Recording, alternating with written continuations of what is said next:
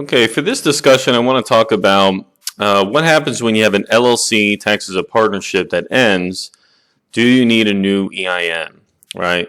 So generally, and this is kind of like at a high level, a business needs a new EIN if there's changes in ownership or structure of the business. That's kind of the general rule, but it doesn't always apply. So in this example, we're going to talk about this specific fact pattern where you have an LLC taxed as a partnership. On what circumstances might you need to get a new EIN for that entity? So under IRS rules, an LLC entity that's taxed as a partnership is going to need a new EIN if the ownership is reduced to just one owner. Okay, so if the ownership is reduced to one person, the entity automatically reverts to a single member LLC that's disregarded. Okay, so the new EIN is going to be required because the existing one still needs to be used to file a final Form 1065 partnership return. And on that return, it's going to be marked as final because the partnership terminated. And this, in effect, closes the EIN. So EINs can never be completely closed out or canceled.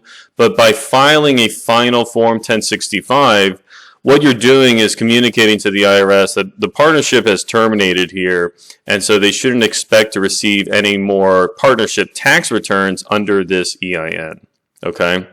Now, here's the Treasury reg source that we're interested in. So we have a multi-member LLC taxed as a partnership, automatically becomes single member disregarded entity. And this is an automatic change. And there's the source you can find in Treasury regs. So we're looking at 301. 7701-3F2, okay? And within that reg, it states that an eligible entity classified as a partnership becomes disregarded as an entity separate from its owner when the entity's membership is reduced to one, okay? So let's look at an example here. We have Frank and Sarah, partners in a Delaware LLC. They each own 50% of the units. The LLC is treated as a partnership for federal tax purposes, so it's filing 1065s each year. Now, on November 1st, 2021, Sarah decides she doesn't want to be in the business anymore, so Frank buys her 50%. Okay? Now, after Frank purchases her membership interest, he's the only owner, right? He now owns 100% of the company, so the entity becomes a single member LLC. The partnership tax status terminates automatically. And now the LLC is treated as a single member LLC disregarded from its owner.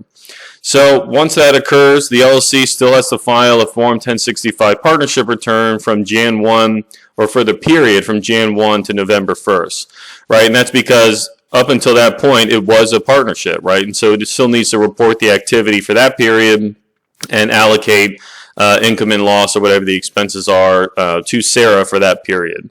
Right now, the 1065 is going to be for this period. It's going to be marked as a final tax return, and again, as I stated earlier, that's going to communicate to the IRS that they shouldn't expect to see any more 1065s under this EIN. Okay.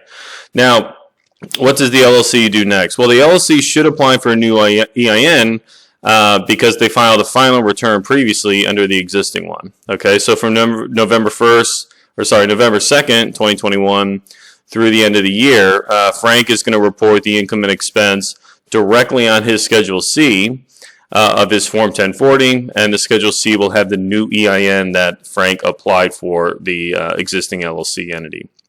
Okay, so that's why you need a new EIN in short, because once that partnership terminates, you're filing a final return. The IRS now thinks that the partnership has ended, which it has.